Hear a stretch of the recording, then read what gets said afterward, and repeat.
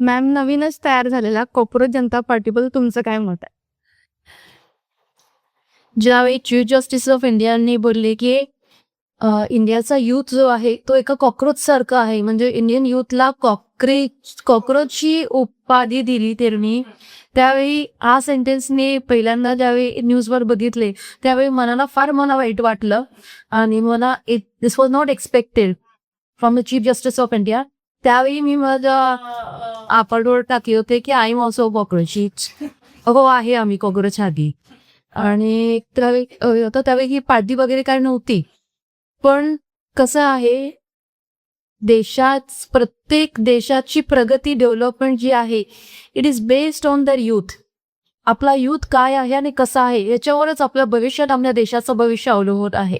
आपल्या देशाच्या यूथला आपण जर कॉकरोचची उभारी देत असो तर ते कुठेतरी चुकीचं आहे.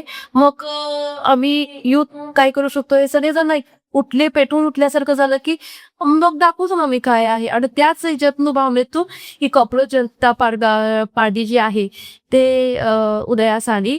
आणि जर मला असं वाटतं की सगळ्यांनी म्हणून जर ठरवलं की आपल्याला देशामध्ये काहीतरी बदल घडवून आणायचा आहे तर नक्कीच ते चांगलं काम करतील असं मला वाटतं.